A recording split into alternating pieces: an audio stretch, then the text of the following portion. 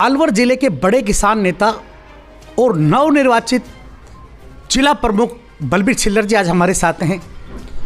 चूँकि आप राठ क्षेत्र से आते हैं, राठ क्षेत्र में बड़े औद्योगिक क्षेत्र और काफ़ी समस्याएं हैं। आज उन सभी समस्याओं पर और विकास पर बात करते हैं श्री बलबीर छिल्लर जी से। सर, आपका स्वागत है खबराना.com पर। राम राम साहब। आप जिला प्रमुख बने हैं, समस्याएं आपके सामने हैं, बड़े औद्योगिक क्षेत्र है यहाँ पर, लेकिन CSR का पैसा पूर्ण तरह नहीं लग पा रहा है। क्या प्रयास रहेंगे आपके? ऐसा साहब, मैंने सबसे पहले आते ही CSR की लिस्ट मंगाई है और कलेक्टर साहब को मैंने भेज दिया है कि हमें बताया जाए कि CSR का पैसा कहाँ कहाँ पर है, कहाँ रुका हुआ है।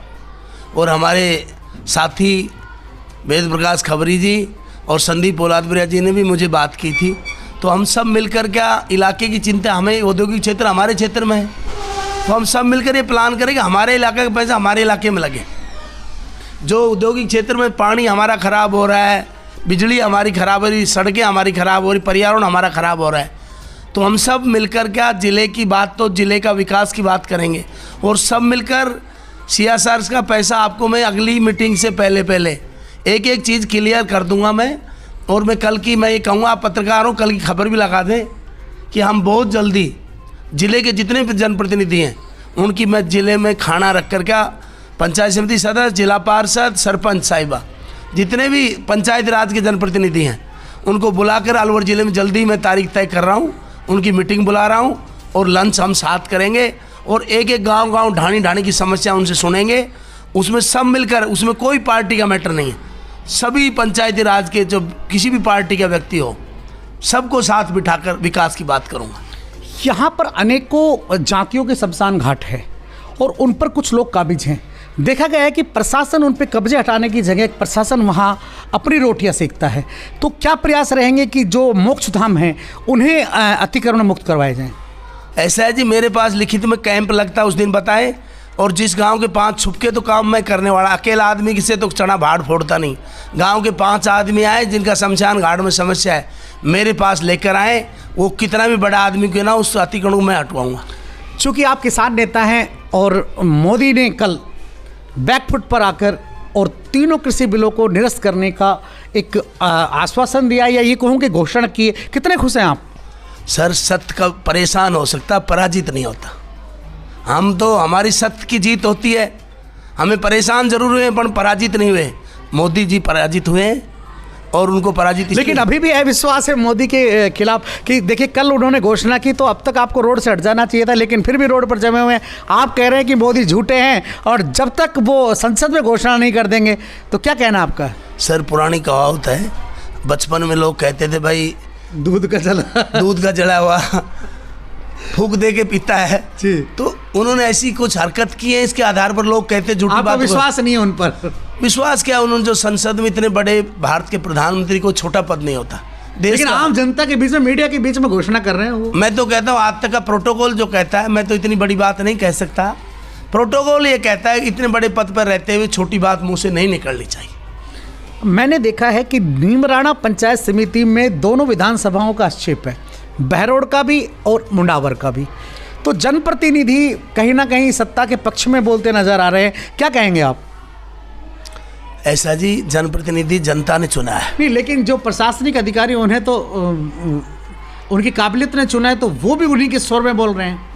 ऐसा कुछ नहीं, जो गलत अफसर, मैं तो पहले दिन ये कहा था, भ्रष्ट कर्मचारी हमारे ज़िले में मैं टिकने नहीं दूंगा। मुझे पता चले, कोई बताए कि वो अन्याय, हमारे विकास के मामले में कोई पार्टी नहीं है। मैं सबको साथ लेकर, सबका साथ सबका विकास का मुद्दे पे काम करता हूँ। और जिस क्षेत्र से मुझे चुना है, राठ क्षेत्र सबसे ज़्यादा मजबूत क्षेत्र है, उस क्षेत्र में औद्योगिक क्षेत्र है, हर आदमी आकांक्षाएं रखता है। तो हमारा फर्ज रहेगा कि इलाके की शुरुआत CSR का जो आपने मुद्दा उठाया, पहले जहाँ जहाँ औद्योगिक क्षेत्र है उसका पैसा उसी जगह लगे। नहीं, एक बात और पूछना चाहूँगा कि चूँकि राजस्थान का पहला विज्ञान नगर शाजापुर था, उसके बाद नीमराणा, बहरोड ये बसते हैं, लेकिन नीमराणा में वोट प्रतिशत भी कम होने के कारण उसे तहसील बनाया गया, शाजापुर की उपेक्षा की गई। अब शाजापुर नगर पालिका के लिए सबसे काबिल और सबसे ज़्यादा वरीयता रखने वाला कस्बा है। क्या कहेंगे, क्या नगर पालिका बनवाने का प्रयास होगा? पत्रकार महोदय जी, मैं कोट कासिम की आदरणीय भंवर जितेंद्र सिंह जी के आदेश से आदरणीय मुख्यमंत्री अशोक गहलोत जी के एक बावर साहब के एक निवेदन पर अशोक गहलोत जी ने कोट कासिम को मेरे चुनाव जीतने के बाद नगर पालिका दी है।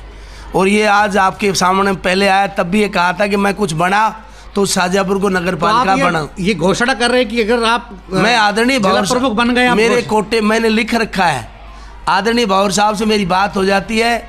इस बजट में 100% मेरा प्रयास है कि मैं शाहजहाँपुर को नगर पालिका बनवाऊँगा। अच्छा, ये मेरा अंतिम प्रश्न है आपसे कि आप जब जिला प्रमुख बने तो निश्चित तौर पर एक बहुत बड़े शायर ने कहा है कि संबंधों का अगर उनको एहसास नहीं होता तो राज तिलक की जगह सुबह वनवास नहीं होगा।